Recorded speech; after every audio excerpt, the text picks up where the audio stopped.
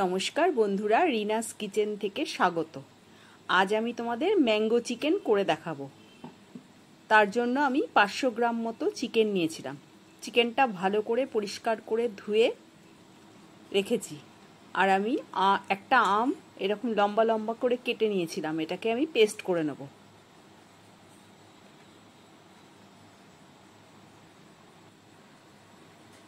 আর তার সঙ্গে 13-14 কোয়া মতো রসুন দিয়েছি, আর 1 ইঞ্চি মতো আদা, আর 7-8টা কাঁচা লঙ্কা দিয়েছি, আর একটা পেঁয়াজ, ছোট সাইজের পেঁয়াজ একটা পেস্ট করে নিলাম। এবার এটা আমি চিকেনটাকে ম্যারিনেট করব। তার জন্য আদা, রসুন আর কাঁচা লঙ্কার পেঁয়াজের পেস্টটা দিয়ে দিলাম। আর আমি একটা বড় পেঁয়াজ বেরেস্তা করে রেখেছিলাম, সেটাও দিয়ে দিলাম। আর 1 চামচ চিকেন মশলা দিলাম।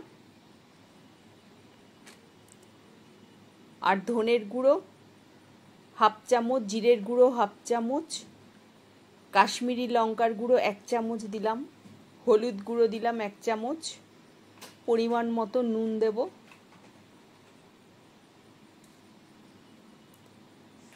আমি একটা পেঁয়াজ বেটে নিয়েছিলাম আর একটা পেঁয়াজ বেরেস্তা করে নিয়েছিলাম।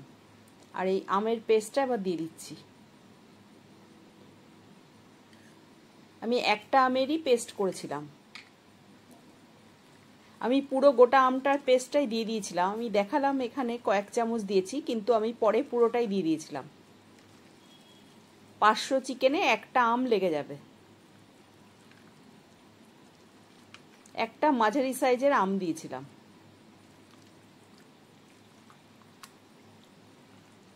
আর 3-4 চামচ মতো সর্ষের তেল দিয়ে দিলাম। এই রান্নাটা খুব কম তেলে হয়ে যায়,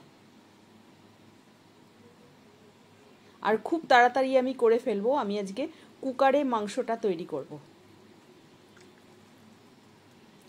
ম্যারিনেট করে আধ ঘন্টা রেখে দিতে হবে।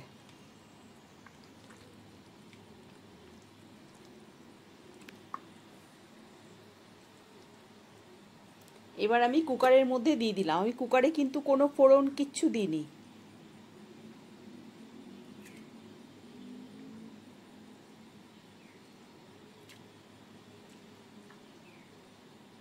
শুধু বাটিটা ধুয়ে একটু সামান্য জল দেব।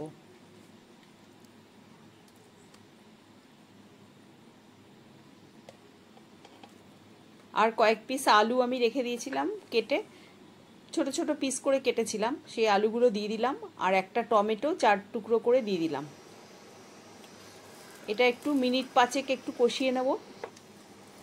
বেশিক্ষণ আমি কষাইনি, মিনিট 5 মিনিটও না, 2-3 মিনিট আমি একটু কষিয়ে নিয়েছিলাম।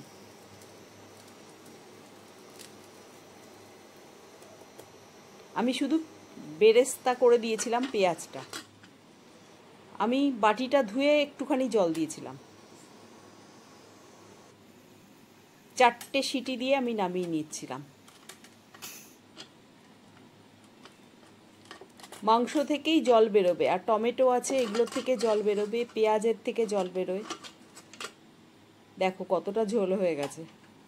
আমি কিন্তু সামান্য জল দিয়েছিলাম বাটিটা ধুয়ে।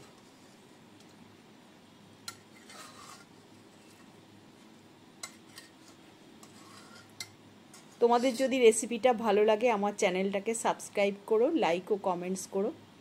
এবার আমি গরম মশলা দিয়ে দিলাম। খুব তাড়াতাড়ি রান্নাটা হয়ে যায়।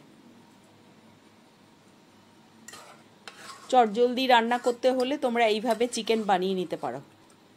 তোমরা একদম না কষালেও খেতে খারাপ হবে না, বুঝতেই পারবে না যে এটা ভালো করে কষানো নেই।